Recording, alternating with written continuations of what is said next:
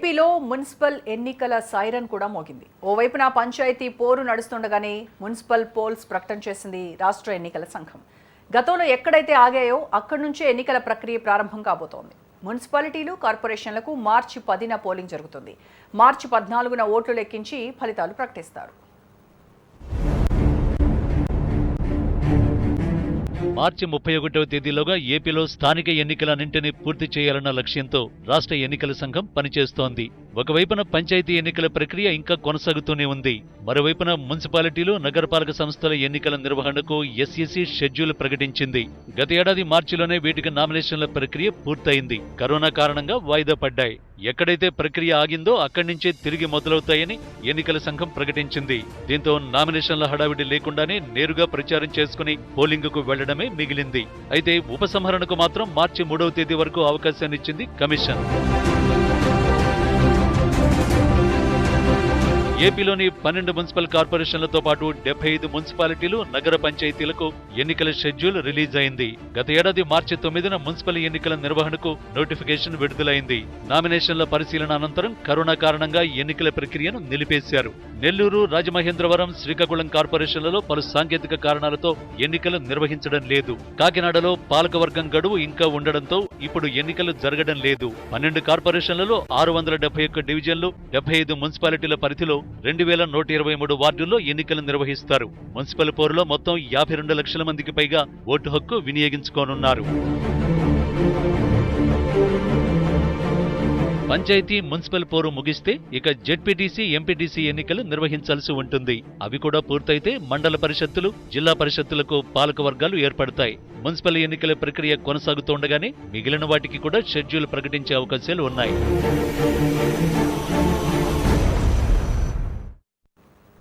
ఆంధ్రప్రదేశ్లో ration door డెలివరీకి high court green signal ఇచ్చింది. రేషన్ వాహనాల రంగు మార్చాలన్న ఎస్ఈసీ ఆదేశాలపై హైకోర్టు స్టే విధించింది. మార్చి 15 వరకు మధ్యంతర ఉత్తర్వులు అమల్లో ఉంటాయని కోర్టు తెలిపింది. ఇంటింటికి రేషన్ పథకాన్ని గ్రామీణ ప్రాంతాల్లో అడ్డుకోకుండా ఎన్నికల కమిషనర్ను ఆదేశించాలని కోరుతూ రాష్ట్ర ప్రభుత్వం హైకోర్టును ఆశ్రయించింది. ఎస్ఈసీ జారీ చేసిన ఉత్తర్వులను సవాల్ చేస్తూ పౌర సరఫరాల శాఖ కమిషనర్ పిటిషన్ దాఖలు చేశారు. అయితే హైకోర్టు తాజా ఆదేశాలతో వెంటనే రేషన్ డోర్ డెలివరీకి పౌర సరఫరాల శాఖ చర్యలు చేపట్టింది. జిల్లాల్లో ఏర్పాట్లపై ఉన్నతాధికారులు సమీక్షిస్తున్నారు. ఎన్నికల కోడ్ ఉన్నప్పటికీ ఇక నుంచి గ్రామీణ ప్రాంతాల్లోనూ రేషన్ డోర్ డెలివరీ జరుగుతుంది.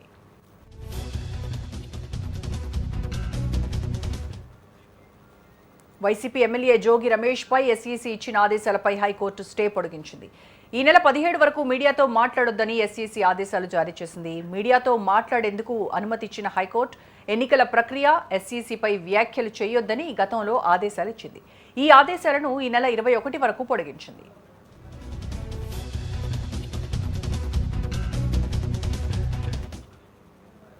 వైసీపీ ఎమ్మెల్యే జోగి రమేష్ పై ఎస్ఈసీ ఇచ్చిన ఆదేశాలపై హైకోర్టు స్టే పొడిగించింది. ఈ నెల 17 వరకు మీడియాతో మాట్లాడొద్దని ఎస్ఈసీ ఆదేశాలు జారీ చేసింది. మీడియాతో మాట్లాడేందుకు అనుమతి ఇచ్చిన హైకోర్టు ఎన్నికల ప్రక్రియ, ఎస్ఈసీపై వ్యాఖ్యలు చేయొద్దని గతంలో ఆదేశాలు ఇచ్చింది. ఈ ఆదేశాలను ఈ నెల 21 వరకు పొడిగించింది.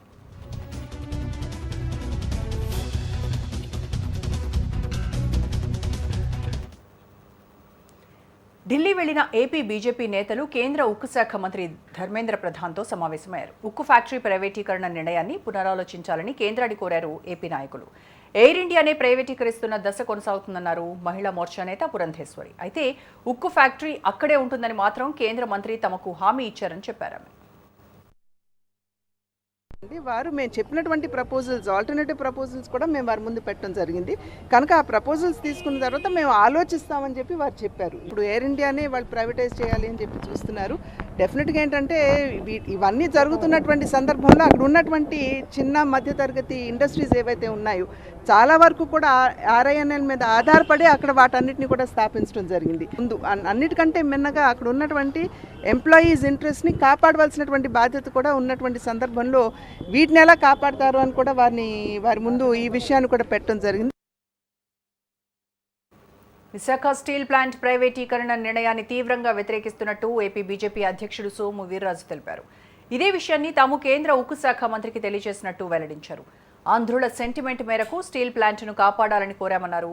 అలాగే విశాఖ స్టీల్ ప్లాంట్ పరిరక్షణ కోసం ప్రత్యామ్నాయ మార్గాలు కూడా వివరించినట్టు సోము వీర్రాజు తెలిపారు. విశాఖ ఉక్కు ఆంధ్రుల హక్కు అనే నినాదంతో రాష్ట్ర వ్యాప్తంగా జరిగినటువంటి 60స్లో జరిగినటువంటి ఉద్యమం ఫలితంగా ఈ ఉక్కు ఫ్యాక్టరీ ఏర్పడిందనేటువంటి విషయాన్ని మంత్రి గారికి చాలా స్పష్టంగా తెలియజేయడం జరిగింది. ప్రజల్లో ఉన్నటువంటి సెంటిమెంట్ ఏదైతే ఉందో దీన్ని పరిరక్షించాలని వారికి గట్టిగా తెలియజేయడం జరిగింది. ఫ్యాక్టరీకి వచ్చే లాభ నష్టాలు ఆంధ్రప్రదేశ్ది, భారతదేశ ప్రజలది. ఆ ఆలోచనతో వారు కానీ మేము కానీ డిస్కస్ చేయడం జరిగింది. తమ పార్టీ కార్యకర్తల జోలికొస్తే తగిన బుద్ధి చెబుతామని వైసీపీ నేతల్ని హెచ్చరించారు టీడీపీ ఎమ్మెల్యే నందమూరి బాలకృష్ణ.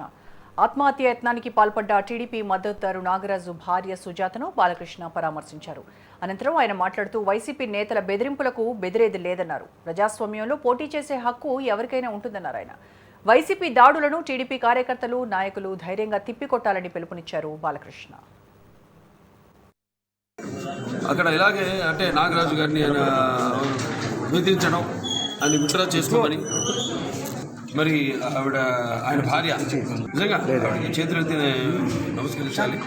వాళ్ళు ఓట్లు వేస్తారు, ఎవరు ఇష్టం మేరకు వాళ్ళు ఎవరు కష్టపడతారో వాళ్ళు ప్రజలు ఓట్లు వేస్తారు. అది మన తెలుగుదేశం పార్టీ యొక్క సంస్కారం, మన సేవా దృక్పథం. అటువంటిది చూస్తున్నాం. మన రాష్ట్రం అంతా కూడా అంత అరాచకమైన పాలన, ఎక్కడ చూసినా అక్కడ భయాందోళనకు గురి చేయడము, ఇవన్నీ ముందు సాగవు, జాగ్రత్త అని మేము ఒకసారి హెచ్చరిస్తూ. వైసీపీ ప్రభుత్వం సీఎం జగన్ పై ట్విట్టర్ వేదికగా టీడీపీ నేత నారా లోకేష్ విమర్శలు గుప్పించారు.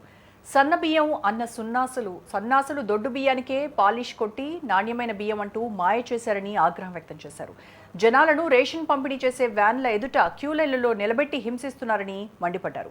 పబ్లిసిటీకి, రియాలిటీకి మధ్య తేడా ఇదేనని ఎద్దేవా చేశారు. డోర్ డెలివరీ మాయలోడు జగన్ రెడ్డి కనబడితే సన్నగడ్డి పెట్టడానికి అక్క చెల్లెమ్మలు క్యూలో రెడీగా ఉన్నారంటూ లోకేష్ ట్వీట్ చేశారు.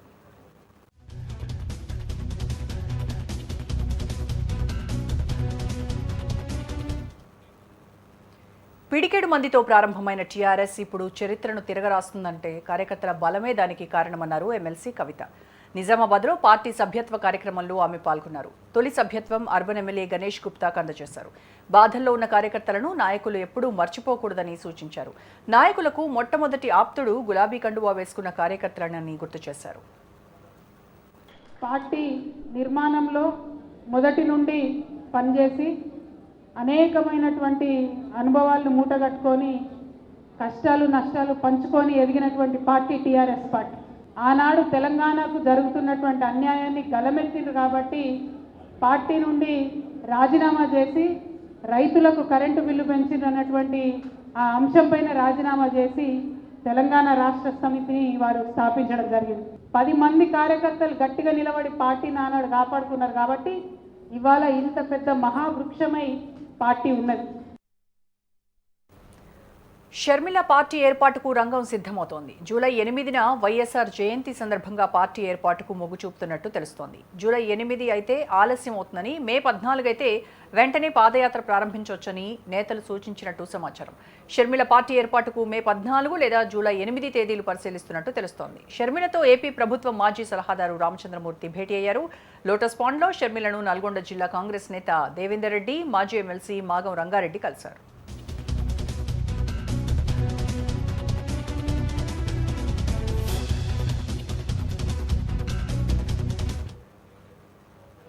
రాష్ట్రంలో రాజకీయాలు పూర్తిగా కమర్షియల్గా మారిపోయాయని కామెంట్ చేశారు TPCC chief Uttam Kumar. Telangana MLC పట్టభద్రుల స్థానాలకు పోటీ చేస్తున్న పార్టీ అభ్యర్థులకు పీసీసీ చీఫ్ బీఫామ్స్ అందించారు. చిన్నారెడ్డి, రాములు నాయకులు ఉత్తమ్ నుంచి బీఫామ్ అందుకున్నారు. మేధావులు, గ్రాడ్యుయేట్స్ అందరూ తమ పార్టీ అభ్యర్థులను గెలిపించాలని కోరారు ఉత్తమ్ కుమార్ రెడ్డి.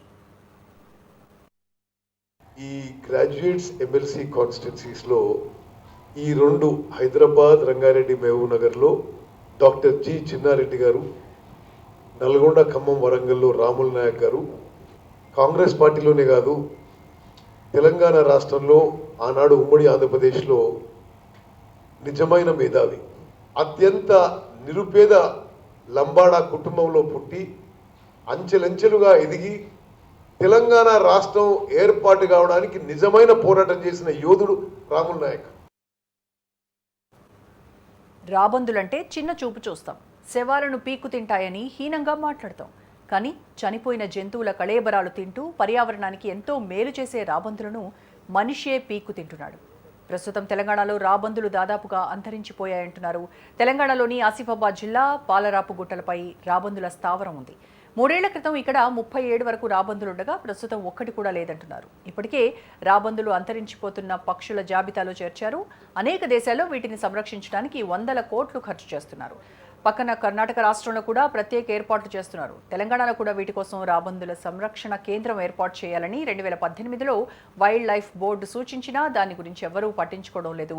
డైక్లోఫినాక్ ఇంజెక్షన్లు ఇచ్చిన తర్వాత చనిపోయిన పశువుల కళేబరాలు తినటం వల్లే రాబందులు అంతరించిపోతున్నాయి.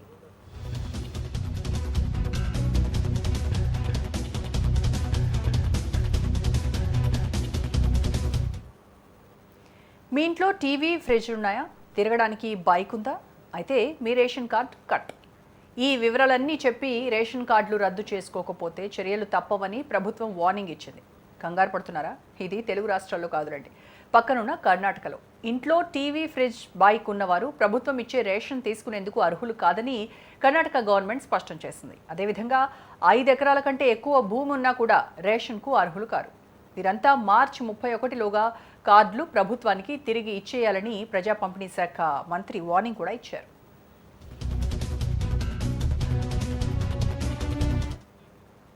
సోషల్ మీడియా దిగ్గజాలు వాట్సాప్, ఫేస్బుక్లకు సుప్రీంకోర్టు చివాట్లు పెట్టింది. మీ కంపెనీలు లక్షల కోట్ల విలువైనవి కావచ్చు, కానీ ప్రజల వ్యక్తిగత గోప్యత అంతకన్నా విలువైంది అని స్పష్టం చేసింది. ఈ ఏడాది జనవరిలో వాట్సాప్ కొత్త పాలసీని ప్రకటించిన సంగతి తెలిసిందే. దీని ప్రకారం వాట్సాప్ తన యూజర్ల బిజినెస్ సంభాషణలను ఫేస్బుక్తో షేర్ చేసుకుంటోంది. ఈ కొత్త పాలసీని అంగీకరించకపోతే ఫిబ్రవరి 8 నుంచి వారి మొబైల్స్లో వాట్సాప్ పని చేయదని వెల్లడించిన సంగతి కూడా మనకు తెలిసిందే. అయితే దీనిపై యూజర్లు సుప్రీంకోర్టును ఆశ్రయించారు. ఈ కొత్త ప్రైవసీ పాలసీ వల్ల తమ వ్యక్తిగత గోప్యతకు భంగం వాటిల్లుతుందని ఆందోళన వ్యక్తం చేశారు. దీనిపై విచారణ సందర్భంగా సుప్రీంకోర్టు ప్రధాన న్యాయమూర్తి ఎస్ఏ బాబ్డే కీలక వ్యాఖ్యలు చేశారు. ప్రజల ప్రైవసీని కాపాడటం కోసం మేము తప్పక జోక్యం చేసుకుంటామని స్పష్టం చేశారు.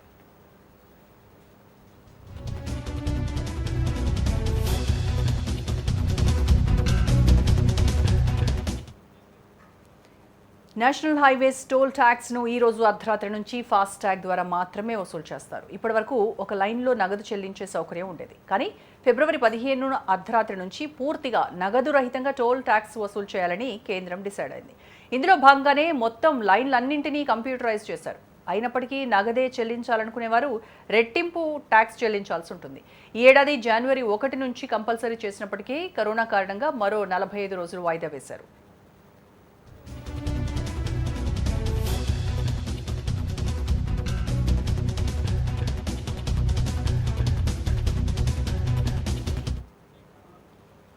టూల్ కిట్ వ్యవహారంలో 3 యువతుల అరెస్ట్ దేశవ్యాప్తంగా కలకలం రేపుతోంది. రిపబ్లిక్ డే సందర్భంగా ఢిల్లీలో చోటు చేసుకున్న హింసాత్మక ఘటనపై విచారణ వేగవంతం చేసిన పోలీసులు అరెస్టుల ప్రక్రియను షురూ చేశారు.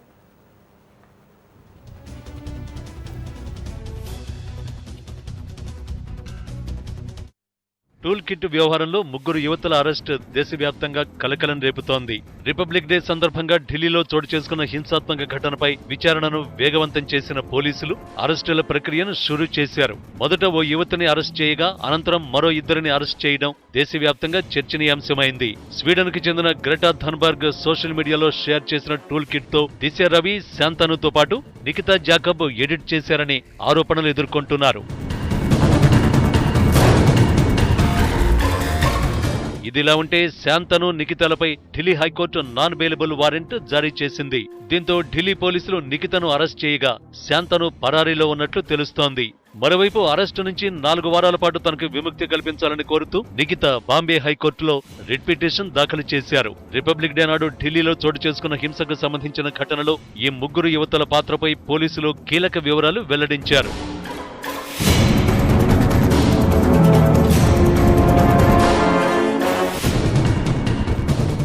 One, Nikita Jacob, one of the editors of the Toolkit Google document. A team headed by the IO of the case reached Mumbai and conducted searches at her house on 11th February 21. After due intimation to the Mumbai police, and 2 laptops and 1 iPhone was found, and during the search, several incriminating information was retrieved. Tool kit Google document ను edit చేసిన వారిలో దిశ ఒకరని, ఆ document లో మార్పులు చేర్పులతో పాటు వ్యాప్తి చేయడంలో దిశ కీలక కుట్రదారని, అంతేకాకుండా జనవరి 11న వీరంతా జూమ్ యాప్ ద్వారా వీడియో కాల్లో మాట్లాడుకున్నట్లు పోలీసులు అనుమానిస్తున్నారు. అయితే దీనికి సంబంధించిన సాక్ష్యాలను త్వరలోనే కోర్టులో ప్రవేశపెడతామన్నారు. మరోవైపు ముగ్గురు యువతుల అరెస్టుపై విపక్షాలు భగ్గుమంటున్నాయి. కేంద్ర సర్కార్ కుట్రపూరితంగానే వీరిని అరెస్ట్ చేసిందని విపక్ష నేతలు మండిపడుతున్నారు.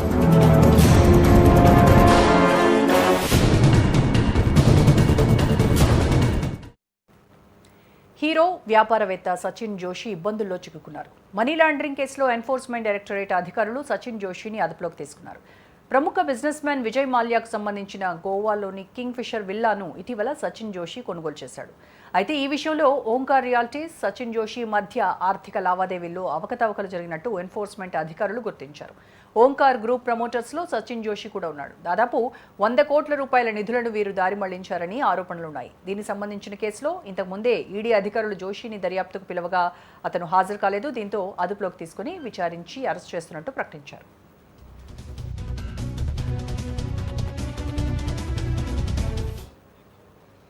గుజరాత్ సీఎం విజయ్ రూపానీ కోవిడ్ బారిన పడ్డారు. నిన్న వడోదర ఎన్నికల ప్రచారంలో కుప్పకూలిన ఆయన్ను హాస్పిటల్కు తరలించారు. ఆర్టీపీసీఆర్ టెస్ట్లో కోవిడ్ పాజిటివ్గా నిర్ధారణ అయింది.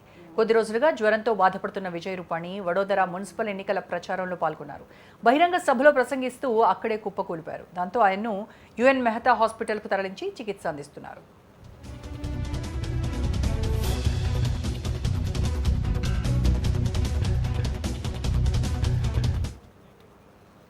ఆదివారం ఒక్కరోజే 4,000కు పైగా కోవిడ్-19 కేసులు నమోదయ్యాయి. దీంతో రాష్ట్ర వైద్య అధికారులు అప్రమత్తమయ్యారు.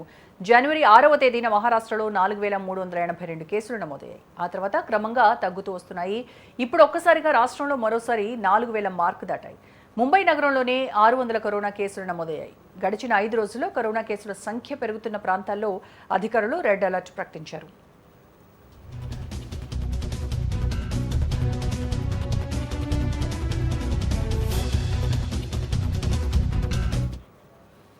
నేపాల్, శ్రీలంక ఎన్నికల్లో బీజేపీ పోటీ చేస్తుందా? గెలిచి అక్కడ ప్రభుత్వాలు ఏర్పాటు చేస్తోందా? అఖండ భారతం ఆలోచనల్ని ఆచరణలో పెట్టేందుకు రెడీ అవుతోందా? అవునని అంటున్నారు బీజేపీకి చెందిన త్రిపుర ముఖ్యమంత్రి విప్లవ్ దేవ్. బీజేపీలో అనేక మంది నాయకులు చిత్ర విచిత్రమైన ప్రకటనలు చేస్తూ వార్తల్లోకి ఎక్కుతున్నారు. త్రిపుర సీఎం కూడా అప్పుడప్పుడు వింత ప్రకటనలు చేస్తూ ఉంటారు. ఇప్పుడు ఆ రాష్ట్ర రాజధానిలో నిర్వహించిన ఓ కార్యక్రమంలో మాట్లాడుతూ నేపాల్, శ్రీలంక ప్రభుత్వాల గురించి ప్రస్తావించారు ఆయన. భారత్లోనే కాకుండా పొరుగు దేశాల్లో కూడా ప్రభుత్వం ఏర్పాటు చేయాలని బీజేపీ భావిస్తోందన్నారు. నేపాల్, శ్రీలంకలో కాకుండా బీజేపీ ప్రభుత్వాన్ని ఏర్పాటు చేయాలని కేంద్ర హోంశాఖ మంత్రి అమిత్ షా ఆలోచిస్తున్నట్టు తెలిపారు విప్లవ్. గతంలో అమిత్ బీజేపీ చీఫ్గా ఉన్న సమయంలో దీనిపై చర్చించినట్టు సభలో చెప్పారు.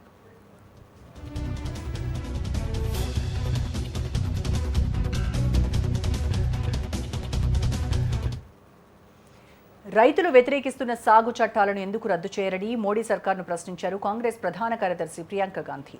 యూపీలోని బిజ్నౌర్ గ్రామంలో జరిగిన కిసాన్ మహాపంచాయత్ సభలో ప్రియాంక పాల్గొన్నారు. 2017 నుంచి చెరకు ధర పెరగలేదని, రైతు రుణాలు మాఫీ కూడా చేయలేదని మండిపడ్డారు. కేంద్రం తీసుకొచ్చిన నూతన సాగు చట్టాలతో కేవలం పారిశ్రామికవేత్తలకే లాభం చేకూరుతుందని పునరుద్ఘాటించారు. చలిలో 80 రోజులుగా ఢిల్లీ పొలిమేరల్లో రైతులు ఆందోళన చేస్తున్నారని, ఇప్పుడు ఎండ వేడిమితో ఇబ్బంది పడుతూనే ఆందోళన కొనసాగిస్తున్నారన్నారు.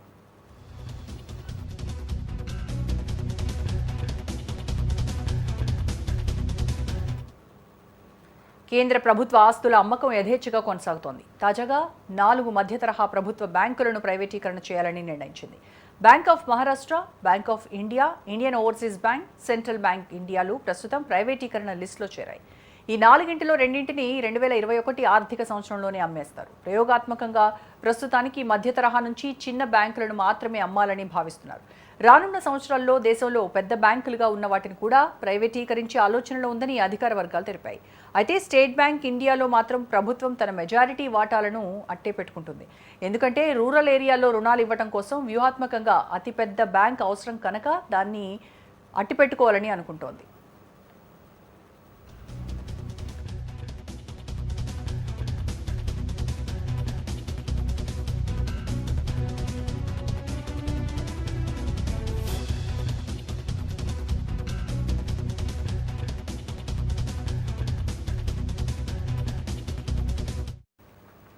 అభిశంసనకు గురికాకుండా అమెరికా మాజీ అధ్యక్షుడు డొనాల్డ్ ట్రంప్ మరోసారి తప్పించుకున్నారు. ప్రతినిధుల సభ అభిశంసించిన కీలకమైన సెనేట్లో మాత్రం తీర్మానం వీగిపోయింది. 100 మంది సభ్యులున్న సెనేట్లో రిపబ్లికన్లు, డెమోక్రాట్లకు చెరిసగం సీట్లున్నాయి. తీర్మానం నెగ్గాలంటే 3/2 మెజారిటీ కావాలి. అంటే అభిశంసన తీర్మానానికి కనీసం 67 మంది మద్దతు కావాలి. కానీ అనుకూలంగా 57 ఓట్లు, వ్యతిరేకంగా 43 ఓట్లు పడ్డాయి.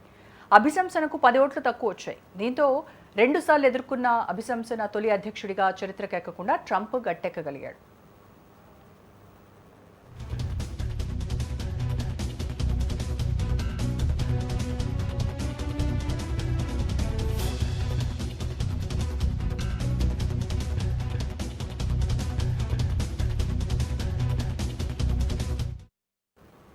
దేశీయ మార్కెట్లో విలువైన లోహాల ధరలు మరోమారు పరుగులు పెడుతున్నాయి. కేంద్ర బడ్జెట్ ప్రకటన అనంతరం కొద్ది రోజుల నుంచి లోహాల ధరలు దిగొస్తున్నాయి. అయితే దేశీ విపణి మల్టీ కమోడిటీ ఎక్స్చేంజ్ MCXలో తాజా సెషన్లో 10 గ్రాముల పుత్తడి 0.15% పైగా పెరిగి 47,387 రూపాయల వద్ద ఆగింది. మరో విలువైన లోహం వెండి ధర సైతం 1.14% పుంజుకుని కిలో వెండి 69,908 రూపాయల వద్ద ట్రేడ్ అవుతోంది. దేశీయ ప్రధాన స్పాట్ మార్కెట్లో 22 గ్రాముల పసిడి 661 రూపాయలకు పైగా ఎగిసి 46,847 రూపాయల వద్దకు చేరింది. అంతర్జాతీయ మార్కెట్లో పసిడికి డిమాండ్ పెరిగిన కారణంగా దేశీయంగానూ ఎల్లో మెటల్ ధరలు పరుగులు పెడుతోంది. దేశంలోని మెట్రో నగరాల్లో పెట్రోల్ ధరలు 100 రూపాయల చేరువకు చేరి సరికొత్త రికార్డు సృష్టిస్తున్నాయి. వరుసగా 7వ రోజు ఇంధన ధరలు పెరిగి సరికొత్త గరిష్టాలను తాకాయి. గత వారం రోజుల్లో పెట్రోల్ ధర లీటర్కు ₹95, డీజిల్ లీటర్కు ₹65 చొప్పున పెరిగాయి. పెట్రోలియం కంపెనీలు తాజాగా పెట్రోల్పై 23 నుంచి 25 పైసలు, డీజిల్పై 28 నుంచి 30 పైసలు పెంచుతూ నిర్ణయం తీసుకున్నాయి. దీంతో రాజధాని ఢిల్లీలో లీటర్ పెట్రోల్ ₹88.99, డీజిల్ ₹79.35 వద్దకు చేరాయి. ఆర్థిక రాజధాని ముంబైలో లీటర్ పెట్రోల్ ధర ₹95.46గా నమోదవుతోంది. హైదరాబాద్లో లీటర్ పెట్రోల్ ₹97.53, డీజిల్ ₹86.55 వద్ద కొనసాగుతున్నాయి.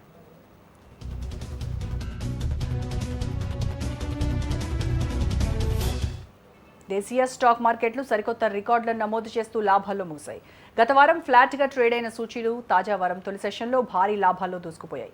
మార్కెట్ చరిత్రలో తొలిసారిగా BSE సెన్సెక్స్ 52,000 మార్కును అధిగమించి ఆల్ టైమ్ గరిష్ట స్థాయిని నమోదు చేసింది. మార్కెట్ ముగిసే సమయానికి సెన్సెక్స్ 609 పాయింట్ల లాభంతో 52,154 వద్ద, NSE నిఫ్టీ 151 పాయింట్ల లాభంతో 15,314 వద్ద స్థిరపడ్డాయి.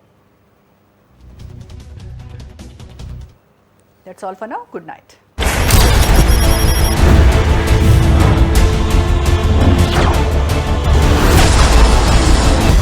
Ready, everyone ready? Let's go for take.